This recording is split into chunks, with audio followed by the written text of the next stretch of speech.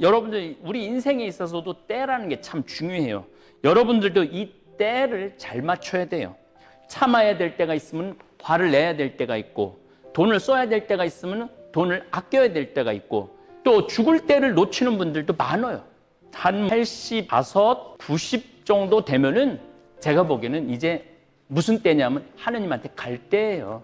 그냥 마지막까지 안 죽으려고 고생해가면서 막 여기다가 막 삽입하고 코에다가 막 관 넣고 그런다고 해도 그렇게 정말 품위 있게 죽지 못합니다. 신앙에도 저는 때가 있다고 생각을 해요. 때가 차서 하느님 나라가 가까이 왔다. 회개하고 복음을 믿어라. 회개라는 게 뭐냐면 죄를 반성하는 게 아니에요. 삶의 방식을 바꾸는 거예요.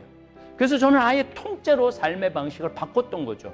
그래서 우리가 이 때라는 게 참 중요한 것 같아요. 인생사를 살아가면서 이 때에 대한, 시간에 대한 거를 맞출 줄 알면은 참 지혜롭게 살아가는 거 아닌가, 그런 생각을 합니다. 때가 차서 하느님 나라가 가까이 왔다. 마르코복음 1장 15절 말씀을 가지고 공부하도록 하겠습니다. 예수님께서 때가 차서 하느님 나라가 가까이 왔다라고 말씀을 하셨어요. 때가 찼다.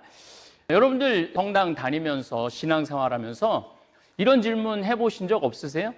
왜 하필이면 예수님이 2000년 전에 오셨을까? 아니, 한국에 오셨으면 얼마나 좋았을까? 아니면 뭐 중국에 오셨으면 얼마나 좋았을까? 이집트에 오셨으면 얼마나 좋았을까? 왜 하필 2000년 전에 그 팔레스티나 지역, 유다인들 땅에 오셨을까? 예수님께서 한 5000년 전에 오셨으면 더 좋지 않았을까? 아니면은 아예 올라오면 인류가 시작하는, 문명이 시작할 때 10,000년 전에 오셨으면 어땠을까? 이런 의문 가져보시지 않으셨어요? 뭐 지금으로부터 1000년 전에 오셨으면 어떠셨을까? 차라리 지금 2000년, 지금 오셨으면 어땠을까? 왜 2000년 전에 때가 차서 하느님 나라가 가까이 왔다. 그 다음 구절이 회개하고 복음을 믿어라 라고 말씀을 하셨는지 우리가 궁금증을 꼭 가질 필요가 있다고 저는 생각합니다. 우리가 이 때를 이해를 해야만이, 예수님이 왜 2000년 전에 오셨어야만 하는 것을 이해해야만이 구약성서 46권, 신약성서 27권, 총 73권에 해당하는 성서를 이해하는데 핵심 포인트가 뭐냐면은 오늘 마르코복음의 1장 15절에 나오는 말씀, 때가 차서 하느님 나라가 가까이 왔다. 이게 참 이해의 분기점입니다. 5000년 전에 예수님 오셨으면은 예수님의 그 말씀을 다 담을 수가 없었어요. 왜 담을 수가 없었느냐 하면 5000년 전에는 문자가 없었어요. 문자. 지금처럼 이렇게 비디오도 없었고 카메라도 없었고 문자도 없었고 그냥 말만 있었던 거죠. 말만. 거기다가 10,000년 전에 오셨다면은 이건 뭐 예수님 왔다 갔는지도 모를 거예요. 예수라는 분이 이 세상에 왔다 갔을까? 우리 단군 신화의 환웅에서 하늘에서 내려왔다 가신 거 정도, 그 정도밖에 예수님을 담을 수 없었을 거예요. 5000년 전에도 예수님이 오셨어도 인류한테는 정신적인 영향 미치지 못했고 신앙적인 영향 미치지 못했고 하느님의 나라에 대한 설명하지 못했을 거예요. 왜냐하면 우리가 문자가 등장한 거는 한 3300년 전 쇠기문자가 등장한 건 기원전 한 3300년 전에 쇠기문자가 등장을 했어요. 쇠기문자 안에 담을 내용이 사복음, 마르코복음, 마테오복음, 루카복음, 요한복음, 그렇게 복음에 일일이 글자, 예수님이 활동하신 거, 예수님께서 말씀하신 거, 예수님의 구원, 경륜, 글자뿐만 아니고 그 안에 예수님의 그 모든 거를 다 담을 수는 없었지만은 핵심, 구원의 기쁜 소식, 복음, 하느님의 계시, 이런 거는 지금으로부터 2000년 전에 오셨어야만 담을 수 있는 때인 것이죠. 그래서 여러분들 46억 년 전에 지구가 탄생을 했죠. 그리고 지구는 5번의 대멸종이 있었어요. 가장 가까운 멸종은 6,500만 년 전에 대멸종이 있었어요. 미행성 10km짜리 지름이 지금 멕시코 있는 데 와서 내리치죠. 그래갖고 그때 멸종, 백악기 쥐락이라고 공룡이 6,500만 년 전에 싹 멸종이 돼요. 95%의 생물이 다 멸종이 돼요. 6,500만 년 전. 자, 이제 제 강의를, 이번 성서 강의를 들으실 때는 여러분들이 좀 생각이 좀 커지셔야 돼요. 왜냐하면 신천지에서는 아담부터 이 지금 이만희 씨까지를 6,000년으로 보고 있죠. 이건 말도 안 되는 얘기예요. 이건 진짜 인류 고고학, 인류사 아무것도 모르고 하는 정말 거론의 가치조차도 없는 그런 이만희 씨의 가르침이죠. 어쨌거나 하여튼 인간들이 이렇게 직립보행을 시작한 거는 한 500만 년 전에는 거의 원숭이 수준이었죠. 나무에서 살았죠. 나무에서 살고 500만 년 전에도 거의 4발로 걸었다고 봐야죠. 그런데 한 350만 년 전에 직립하기 시작했어요. 다리로 쓰고 손이 자유로워지기 시작했죠. 그러면서 나무에서 살던 인간이 땅바닥으로 내려오는 거예요. 벌써 이 생활의 공간 영역이 굉장히 넓어진 거죠. 나무에서 땅바닥이니까 온 천지를 다 돌아다닐 수 있으니까. 어쨌든 2발로 걷게 되면서부터 인간은 두뇌가 발달을 합니다. 여러분들 한국 사람들이 똑똑한 이유가 뭐예요? 젓가락질 하는 거예요. 콩을 이게 젓가락으로 잡아서 먹을 수 있는 민족이 제가 보기에는 거의 없을 거예요. 거기다가 또 도토리 묵 그거 막 떠는데도 그거를 싹 젓가락으로 입에 넣는 민족은 아마 대한민국밖에 없을 겁니다. 무슨 얘기냐면은 인간이 나무에서 내려와갖고 다리로 걸으면서 척추가 세워지면서 이 척추가 뇌를 받치면서 그러면서 이 뇌가 손을 쓰기 시작하면서부터 뇌가 발전하기 시작을 했죠. 어쨌든 나이 들어서 치매 안 걸리려면은 젓가락으로 콩 옮기기, 손으로 하는 일을 박수 많이 치라고 그러죠. 자, 제가 이번 기회에 또 말씀드릴게요. 박수 이렇게 치면 안 됩니다. 이렇게 박수를 계속 치시면은 제 강의 듣는 분들이 60세, 50세, 70세가 굉장히 많은데 치매에 걸리신 분이 65세 이상이 85만 명 정도가 돼요. 그러면은 지금 650만 명 정도 돼요. 우리나라 지금 65세 이상이. 그런데 그중에 7만 명이 치매에 걸렸다면 10명 중에 1명은 지금 치매에 걸려 있는 거예요. 이게 보통 심각한 문제가 아니에요. 화가들이 치매 걸리는 사람들이 하나도 없다고 그래요. 화가들이. 손으로 계속 일을 하기 때문이라고 그럽니다. 어쨌든 곧바로 서는 자세는 이렇게 숙여지면은 이게 뇌가 손이 일을 못하기 때문에 뇌가 발전하지를 못한다고 그러죠. 이렇게 직립으로 쓰기 때문에 이 큰 뇌를 우리가 유지할 수 있는 것이라고 그럽니다. 오늘날 인류의 원숭이들과 비교해 보면 우리가 오스트랄로피테쿠스, 호모사피엔스는 10만 년 전이에요. 오스트랄로피테쿠스는 한 200만 년 전, 300만 년 전이죠. 그러니까 인류가 문명이 시작되면서부터 이 뇌는 굉장히 커져요. 여러분들 이해하기 좋으시라고 요게 500cc예요. 오스트랄로피테쿠스는 뇌가 500cc밖에 안 됐어요. 이게 지금 1600, 1700cc 정도 되는 거예요. 여러분들 이 뇌라는 게 굉장히 중요하죠. 여기다 담을 수 있는 지식, 여기가 상상할 수 있는 상상력 하고 이 뇌에다가 담을 지식, 이 뇌가 할 수 있는 일은 이건 상상도 못할 만큼 어마어마한 거예요. 우리 뇌가 이만한 거예요. 이 안에 지금 이렇게 동그란 게. 그래서 직립보행을 하면서부터 인간은 뇌가 발전해졌다는 거죠. 이때 예수님이 오셨다면 예수님이 구원의 역사를 우리 인간한테 설명할 수 있으셨을까요? 또 우리 인간이 그때 이 뇌가 요만했을 때 왔을 때 예수님이 말씀하는 걸 우리 인간들이 이해할 수 있었을까요? 절대 그러지 못했을 거예요. 그러니까 그때는 아직 때가 오지 않은 거죠.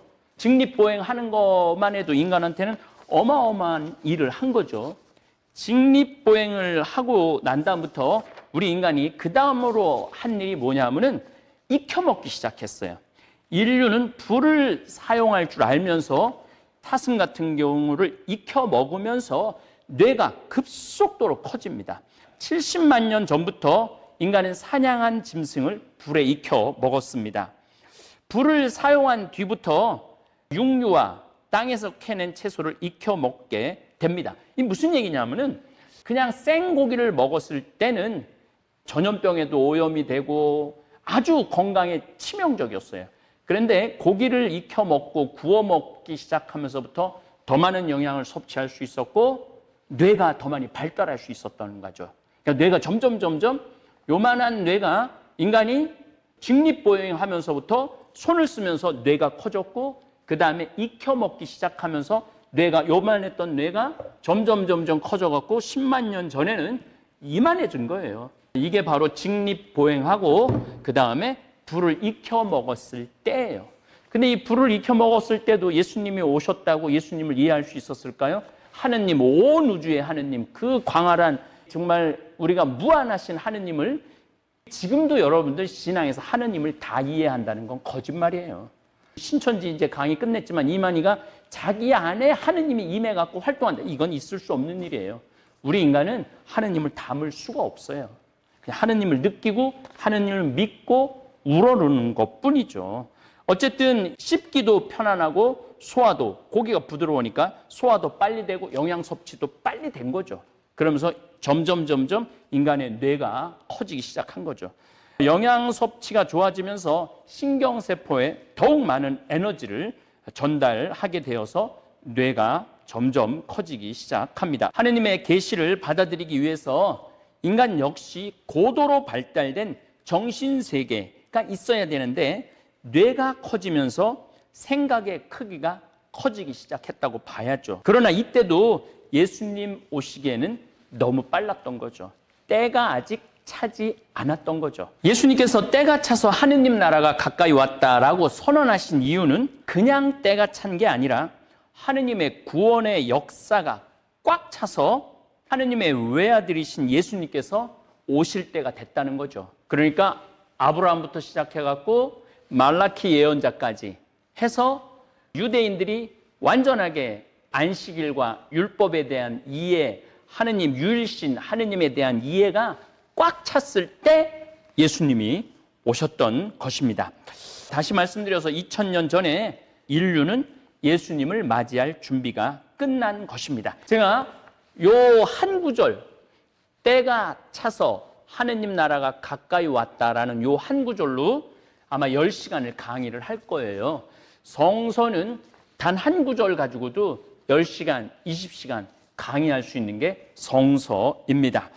어쨌거나 하여튼 여러분들 우리 인생에 있어서도 때라는 게 참 중요해요. 여러분들도 이 때를 잘 맞춰야 돼요.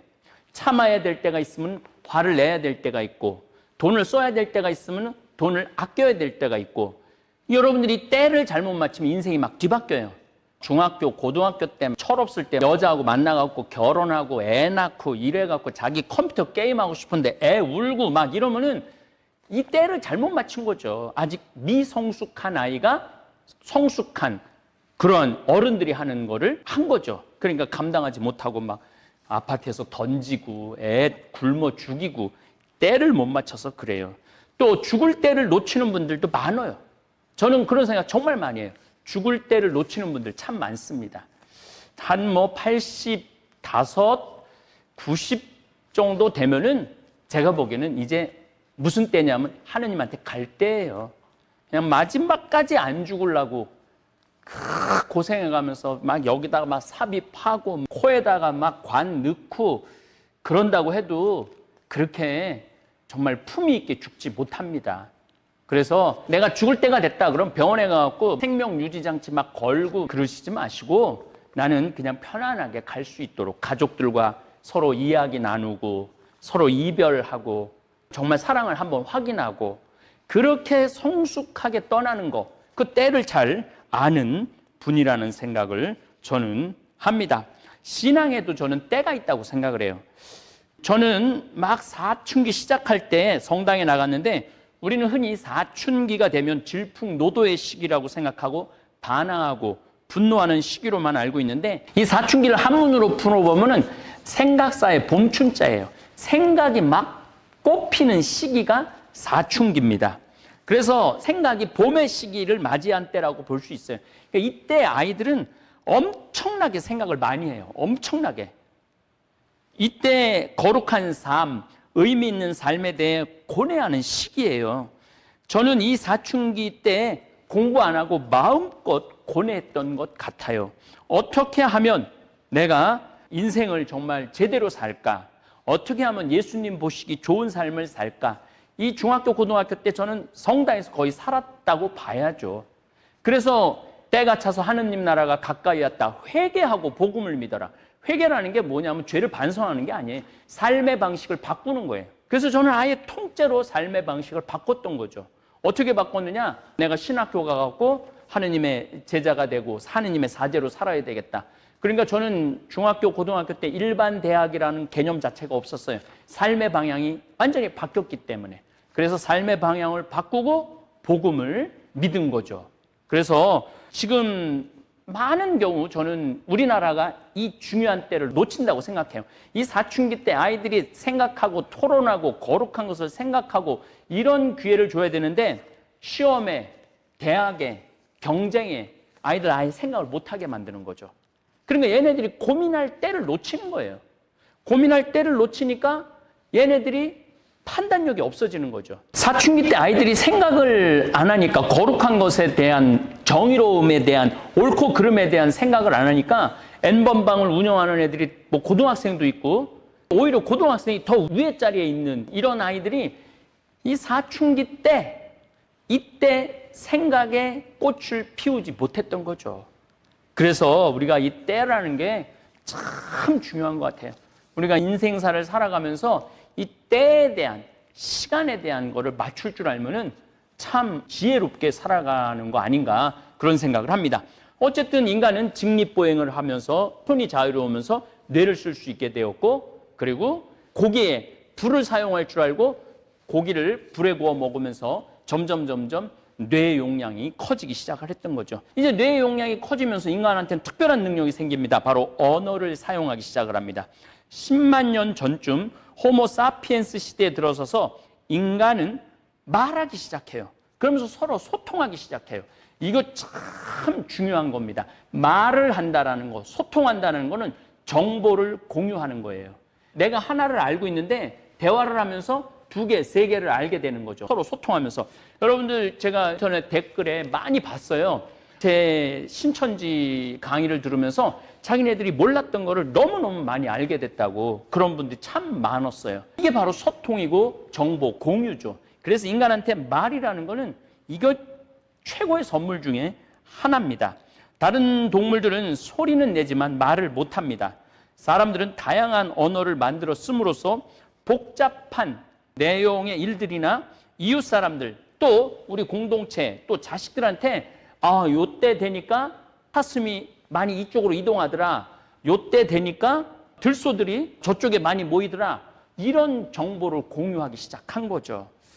이렇게 직립보행, 불, 언어의 사용은 인간을 다른 동물들과 구별짓는 뚜렷한 특징입니다. 그래서 이 3가지를 인류의 3대 특징이라고 말할 수 있습니다. 이 3가지 인간이 직립보행하면서 불을 사용할 줄 알고 그 다음에 말을 하면서부터 인류 문명의 원동력이 됩니다.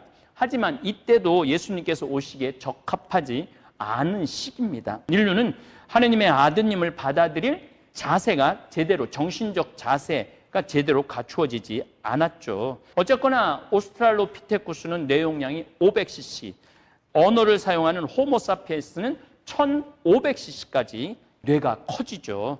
하느님의 영을 받아들일 준비가 이제 조금씩 되기 시작하는 거죠. 인류의 역사는 서서히 천천히 진화와 발전을 계속해 왔습니다. 그리고 하느님의 구원 경륜을 이해하고 준비하고 받아들일 때를 기다리게 되는 거죠. 그래서 인간의 인류사 발전을 보면 인간이 어떻게 발전해 왔는가 보면은 직립보행을 하게 되고 불을 사용하고 말을 하기 시작하고 말하고 난 다음에 그 다음에 그림을 그리게 돼요. 그림을 그리고 그 그림을 그리는 거 안에서 종교적 심성을 엿볼 수 있어요. 종교적 심성이 생기고 그 다음에 음악이 생기고 그 다음에 농업, 한 10,000년 전, 12,000년 수메르 문명에서 농업을 하기 시작하면서 정착을 하기 시작하면서 인간은 아주 폭발적인 발전을 해요. 정신적으로. 여기에서는 이제 뭐가 나오냐면 문자가 나오기 시작을 해요. 글자가 나오기 시작해요. 여러분 여기서 혼동하면 안 되는 게 언어와 글자는 하늘과 땅 차이입니다. 미국에 가보면 영어 잘하는 사람들 많아요. 미국 사람들. 그런데 그거를 이 스펠링 문자로 쓰라고 그러면은 한 20% 내지 30%가 못 쓴다고 그래요. 그러니까 언어와 문자는 다른 거예요. 우리나라는 우리 세종대왕님이 너무너무 훌륭하셔서 너무 쉬운 한글을 만들어 주셔서 문맹률이 1%밖에 안 된다고 그러죠. 그러니까 우리나라 국민들은 문자와 언어가 우린 같아요. 그러니까 말을 할 줄 아는 사람 다 글자를 쓸 줄 알아요. 그래서 대한민국 이번에 기생충이라는 영화가 오스카상, 아카데미상을 휩쓸 수 있었던 이유 중에 하나, 또 우리나라 사람들이 영어 자막으로 된 걸 우리나라는 영화로 보잖아요.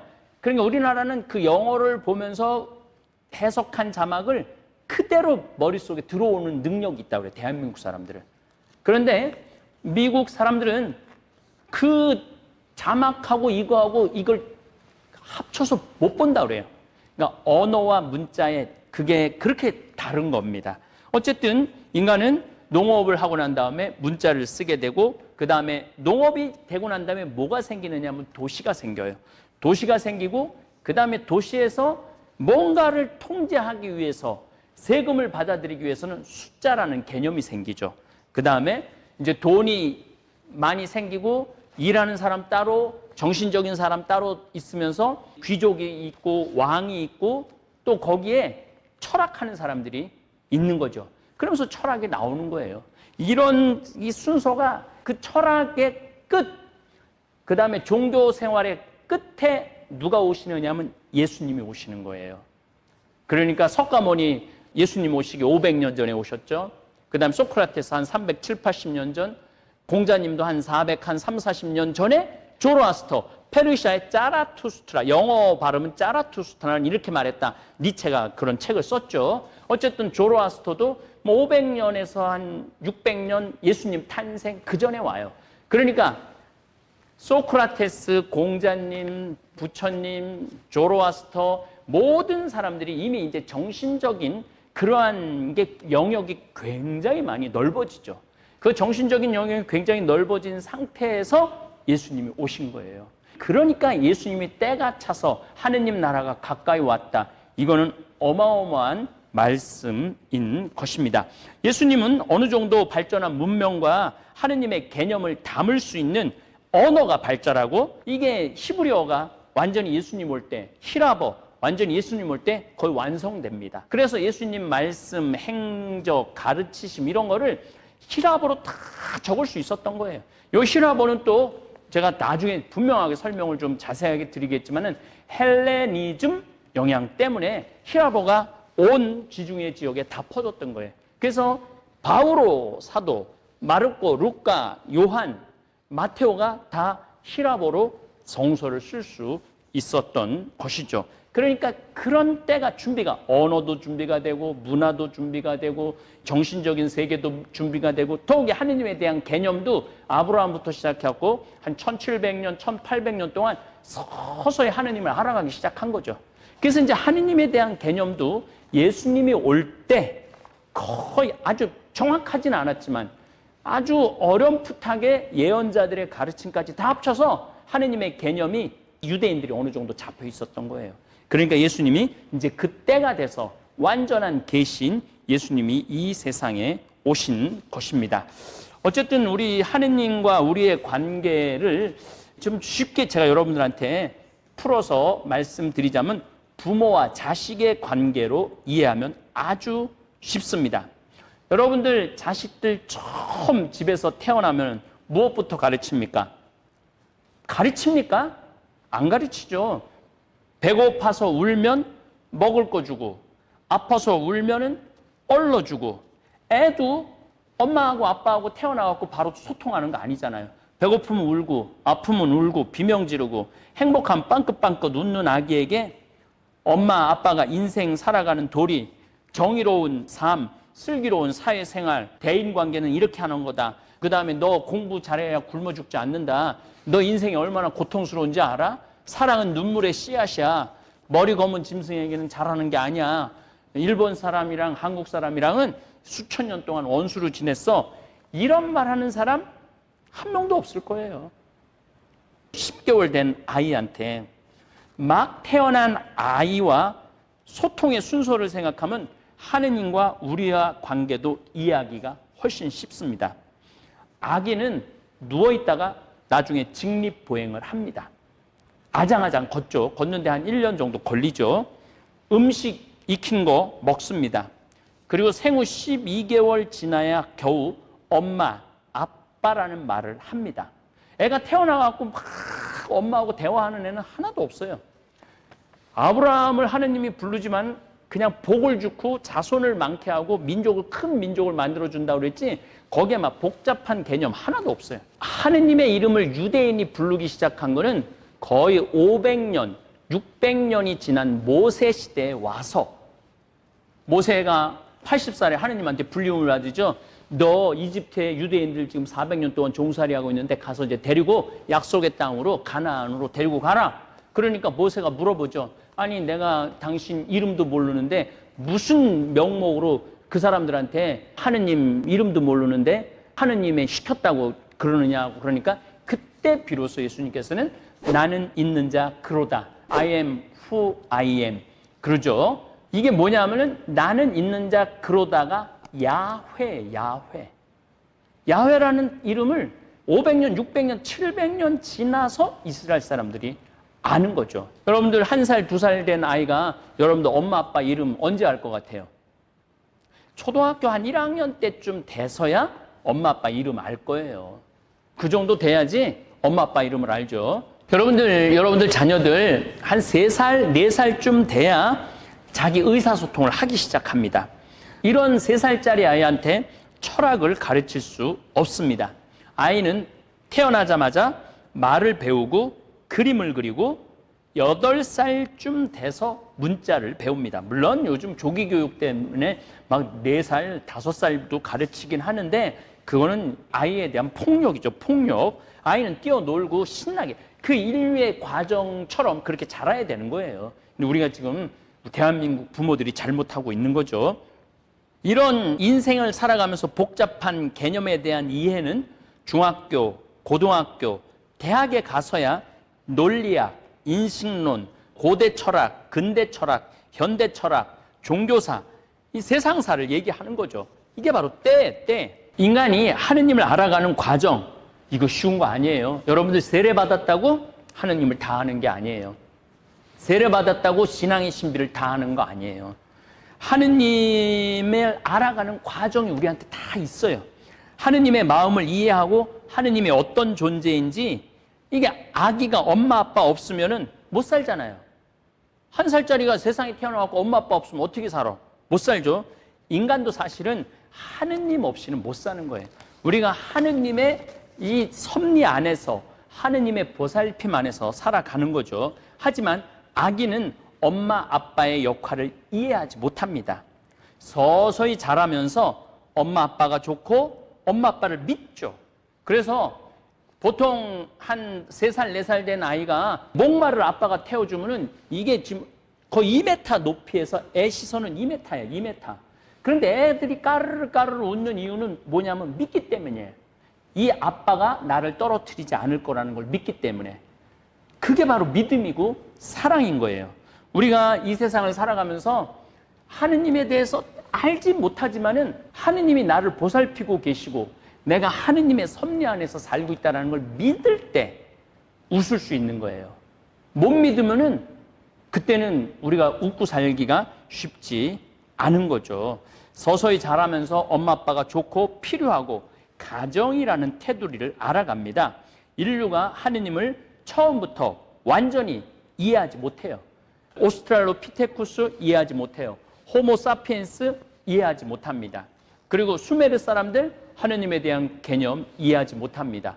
그리고 이제 메소포타미아 문명, 이집트 문명, 황하 문명, 인더스 문명 이런 문명이 막 발원이 됐을 때도 그때 이제 질문을 하는 거죠.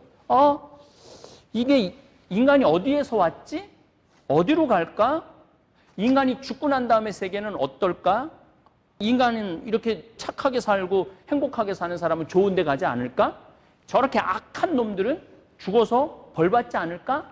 점점 정신적인 영역, 영적인 영역이 커진 거죠. 그래서 엄마 아빠가 없으면 불안하고 두려운 것처럼 하느님의 존재에 대해서 느끼기 시작하면서 하느님에 대한 존경, 경외, 때로는 두려움도 생겨요. 왜 두려움이 생기느냐 하면 내가 나쁜 짓 할 때 우리는 그거를 하느님의 상, 이마고 데이라고 그래요. 우리 인간 안에는 다 뭐가 있느냐면 하느님의 이미지가 있어요. 왜 그러냐? 하느님이 우리의 모습을 닮은 인간을 만들자 그렇게 하시잖아요. 그러니까 우리들 이 마음 안에는 하느님의 본성이 있는 거예요. 그래서 그 본성을 어길 때, 어그러뜨릴 때 내가 괴롭고 두렵고 그런 감정이 생기는 거죠. 어쨌든 예수님께서 1000년 전, 5000년 전에 인간에게 오시기에는 인간의 준비가 안 된 겁니다. 딱 2000년 전에 때가 찬 겁니다. 그래서 예수님은 때가 차서 하느님 나라가 가까이 왔다라는 엄청나게 신비한 선언을 하시는 겁니다. 자, 인간들이 이제 직립보행했죠. 서서 다니기 시작했죠. 그 다음에 불을 사용할 줄 알게 됐죠. 그리고 불로 고기를 구워먹고 야채를 익혀 먹었죠. 그 다음에 말하기 시작했죠. 그 다음에 인간의 순서는 뭐냐면 그림을 그리기 시작해요. 이 동굴벽화를 보면은 어떤 문명이든지 시기적으로 지금 호주에서도 마찬가지고 인디안도 마찬가지고 하다못해 파푸아뉴기니도 마찬가지고 글자가 나오기 전에 반드시 그림이 나옵니다. 그래서 인간은 머릿속에 새겨진 여러 가지 이미지를 그리기 시작해요. 인간의 위대한 진보이죠. 여러분들 자녀들 태어나갖고 글자 먼저 쓰는 애는 없을 거예요. 종이하고 연필을 주면은 뭐든지 그리잖아요. 그 그림, 이게 참 재미나요. 정말 흥미진진하죠. 아기도 글자를 쓰기 전에 먼저 도화지에 뭔가를 그리는 것과 같은 똑같은 성장 과정을 인류가 겪는 거죠. 인간들은 자신들이 보고 듣고 생각하고 말하고 난 다음에 자신의 마음을 표현하기 위해서 문자가 생기기 전에 동굴에다 벽화를 그리기 시작해요. 구석기 시대 때 우리가 이제 구석기, 중석기, 신석기, 그 다음에 청동시기, 철기 이렇게 문명이 나눠집니다. 제가 조금씩 설명을 드릴 겁니다. 유명한 동굴이 있죠. 알타미라 동굴 벽화 18,500년에서 14,000년경에 스페인 북부에서 그려진 건데 1879년에 발견이 됐어요. 우리가 인류 역사를 딱 6,000년으로 그걸 계산한 학자가 있어요. 그리고 저한테도 개신교 신자가 아담부터 연수를 계산한 걸 이만큼 보냈던 적이 있었습니다. 그거는 여러분들 성서를 우리가 오해하고 있는 거예요. 성서도 대개 한 기원전 500년 전에 야웨스트계, 엘로이스트계 그런 학자들이 하느님이 이 세상을 어떻게 창조하셨을까? 그렇게 자기네들끼리 창조관, 신관, 그 다음에 우리나라 단군 신화처럼 우리가 어떻게 어디에서 왔을까? 그렇게 해갖고 쓰기 시작한 게 창세기죠. 구체적으로 하느님이 인간 역사에 개입한 거는 아브라함부터예요. 아브라함부터를 우리는 구원사로 봅니다. 그 전에 아담, 하와, 노아 다 그거는 선사시대, 언어가 없었던, 글자가 없었던 시대의 이야기죠. 그거를 확정 지을 수는 없는 거죠. 어쨌든 이 알타미라 동굴 벽화는 18,000년 전에 이 짐승 같은 경우 이렇게 하면은 큰 동물은 5m 50짜리를 그린 거예요. 큰 동물들은. 작은 동물은 1m. 뭐 동물상에 한 100점 이상이 이 알타미라 동굴 여러 동굴에서 발견을 하죠. 말이 가장 많았다고 그래요. 18,000년 전에도 말이 많았다고 그래요. 말, 그 다음에 소, 그리고 사슴과 돼지, 이리, 곰, 새, 사람을 아주 조그맣게 그렸다고 그래요. 그 다음에 라스코 동굴벽화. 들소산, 이거 아주 유명한 거죠. 15,000년에서 13,000년 구석기 후기를 얘기합니다. 프랑스 남쪽 지방의 벽화로서 1940년에 발견을 했죠. 이 그림도 굉장히 유명한 그림이에요. 사람이 솥불에 받쳐서 죽죠. 이 창을 들소 안에 찔렀어요. 그 다음에 사람 같은 새가 있죠. 여기 뭐 굉장한 의미가 많이 들어 있습니다. 이 라스코 동굴 벽화 들소 사냥만 보더라도 인간이 두려움이 얼마나 컸는지 짐작할 수 있어요. 먹고 살려고 그러면 소를 잡아야 되는데 소 크기 한번 보세요. 인간이 얼마나 조그마해요. 그러니까 소를 잡으려고 해도 받쳐서 죽는, 그러니까 소를 조심해서 하라는 거죠. 이 알타미라도 동굴 벽화를 보면 놀라운 거는 화살로 쏜 자국이 있다고 그래요. 그림을 자세히 분석해 보면은. 그러니까 여기서 모여갖고 너희들 저렇게 큰 짐승들이니까 조심해라 그러고 어떻게 하면 잡을 수 있느냐, 여기서 화살로 연습까지 할 정도로 굉장히 공동체 생활이 발전하기 시작했죠. 그림을 그리면서부터는 정보를 공유하는 게 더 많아진 거예요. 언어를 쓰면서 말을 하면서부터 정보를 많이 공유하기도 했지만 그림을 그리면서는 아이들한테도 이런 거 있을 땐 어떻게 잡아야 된다, 화살로 쏘는 연습도 시키고 그랬던 것이죠. 어쨌든 알타미라 동굴벽화와 라스코 동굴벽화를 보면은 뭔가 이제 인간이 조금 더 발전하고 있는 거죠. 생각이 조금, 상상이 조금 더 발전하고. 이 그림은 뭐 미켈란젤로 그림보다도 더 멋있는 그림들도 많다고 그래요. 3D, 4D까지. 그러니까 우리 안에 하느님의 본성, 하느님의 그 영역이 들어있는 거예요. 저도 그렇지만은 제 강의를 듣는 여러분들 안에 뭐가 들어있냐면 하느님의 본성이 들어있는 거예요. 그 본성을 찾아내는 거, 그 본성을 따라가는 거, 그게 바로 신앙의 여정이고 인생의 여정이죠.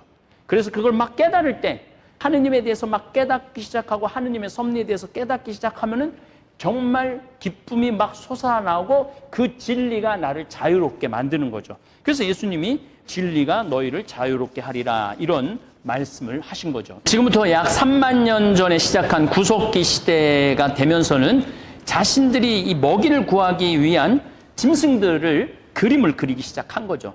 그 그림 안에는 사냥해야 하는 짐승들, 그리고 특별히 큰 들소 잡을 때는 죽을 수 있다는 경고도 합니다.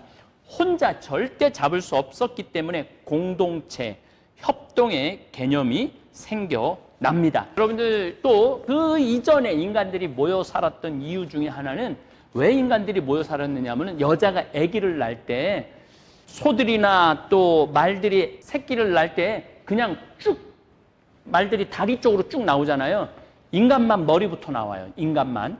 그래서 혼자 이 산모가 애를 할 때 혼자 하면은 목을 빼내야 되기 때문에 목이 부러지는 경우가 너무너무 많았다고 그래요. 그래서 누군가 옆에서 아기를 낳을 때 도움을 줘야 되는 거죠. 누군가. 그래서 사람들이 모여 살기 시작하고 공동체가 생기고 협동이라는 개념이 생기는 거죠.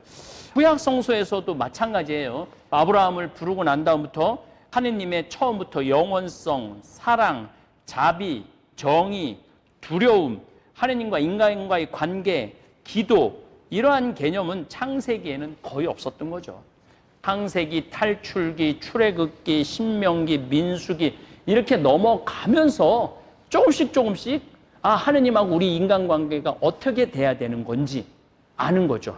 또 하느님한테 예배를 드려야 되고 하느님한테 감사를 드려야 되고, 이러한 것들이 서서히 개념이 생겨나기 시작한 거예요.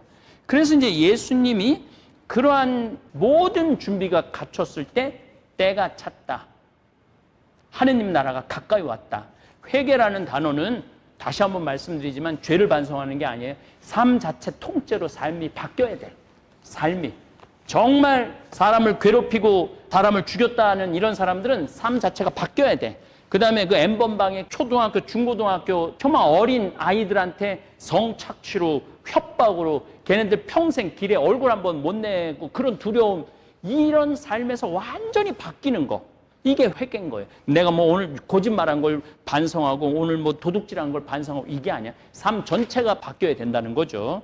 어쨌거나 하여튼 예수님께서 부석기 시대에 오셨다면 저 사람 뭐야? 빨리 들소 잡으러 가야 되는데 뭐 무슨 하늘나라가 뭐야? 아마 이랬을 겁니다. 아직 예수님의 때가 차지 않았던 것입니다. 그리고 동굴벽화는 중석기 시대인 기원전 8000년 이후 점점 사라지고 인간의 마음을 표현하고 영적 세계를 표현하기 위해서는 이제는 문자가, 글자가 그림을 대신하기 시작해요. 그런 세계로 이제 또 점점 인류는 하느님을 받아들일 준비를 서서히 하는 거죠. 감사합니다. 오늘도 황창현 신부님의 강연에 함께해 주셔서 감사합니다. 우리는 종종 왜 예수님은 2000년 전에 오셨을까 하는 질문을 던집니다. 하지만 성경은 분명하게 말합니다. 때가 차서 하느님 나라가 가까이 왔다. 회개하고 복음을 믿어라. 예수님이 오신 것은 단순한 우연이 아니라 모든 것이 준비된 때였기 때문입니다. 인간이 직립보행을 하며 두 손을 자유롭게 사용하게 되었을 때, 불을 이용하며 문명을 발전시켰을 때, 문자를 통해 기록하고 언어로 깊이 있는 대화를 나눌 수 있게 되었을 때, 그때가 바로 하느님의 말씀이 인간에게 제대로 전달될 수 있는 시점이었습니다. 이처럼 모든 일에는 다 때가 있습니다.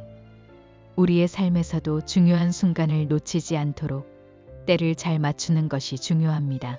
지금 내게 주어진 때는 무엇일까요? 신앙의 때, 회개의 때, 삶의 방식을 바꿔야 할 때. 여기서 예수님이 말씀하신 회개하라는 단순히 죄를 반성하라는 뜻이 아닙니다. 회개는 삶의 방식을 완전히 바꾸는 것입니다. 우리가 지금까지 살아온 방식이 아니라 하느님의 뜻에 맞게 새롭게 변화하는 것입니다. 지금 이 순간 우리는 어떤 삶을 살아가고 있나요? 혹시 변화해야 할 때를 놓치고 있지는 않나요? 예수님이 오신 것처럼 우리의 삶에도 하느님께서 정하신 때가 있습니다. 그때를 놓치지 않는다면 우리는 새로운 길로 나아갈 수 있을 것입니다. 때가 찼다. 회개하고 복음을 믿어라. 지금이 바로 그때입니다. 감사합니다. 하늘에 계신 우리 아버지, 아버지의 이름이 거룩히 빛나시며 아버지의 나라가 오시며 아버지의 뜻이 하늘에서와 같이 땅에서도 이루어지소서. 오늘 저희에게 일용할 양식을 주시고 저희에게 잘못한 일을 저희가 용서하오니 저희 죄를 용서하시고 저희를 유혹에 빠지지 않게 하시고 악에서 구하소서. 아멘.